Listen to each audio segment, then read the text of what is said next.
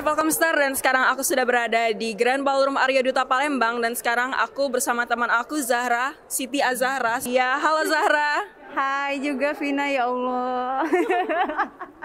I'm so proud of you. Iya, aku lebih ke lega ya. Alhamdulillah. Apalagi pas diomongin dengan mujian tuh lega gitu loh. Serius. Udah nggak ada beban lagi. Oke Zahra, ngomong-ngomong ini pesan dan kesan kamu kuliah di Palkomtek itu apa? Boleh diceritakan? Serius ya, such a precious sih, parah. Kayak aku ngerasa ada legasi setelah lulus ini tuh. Kan maksudnya aku sendiri tuh dari lulusannya tuh beda ya sama yang pada saat kuliah. Ternyata kuliah ini aku baru ngerasa punya jati diri sih, serius. Dan setelah lulus apalagi dengan aduh nggak nyangka sih sebenarnya dengan pujian kan kayak lulusan desain komunikasi visual Dengan lulusan yang terbaik, ya tekuni dengan baik juga. Alhamdulillah sekarang selesai ya. Seneng banget di zaman COVID kayak gini. Itu gimana nih? Serius awal-awal sih susah ya. Kayak pernah nggak sih kalian ngerasa gitu ya?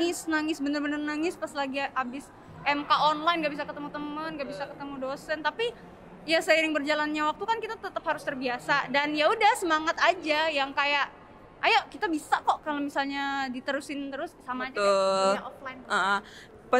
Ucapan kamu nih untuk STIMIK dan Politeknik Palkomtek apa? Dan juga mahasiswa-mahasiswa yang bakal lulus kayak kamu juga bisa boleh dibilangin. Banyak banget, terutama buat teman-teman aku yang angkatan aku kayak Vina sama teman-teman yang lain, apalagi khususnya buat PBC, buat adik-adik tingkat juga.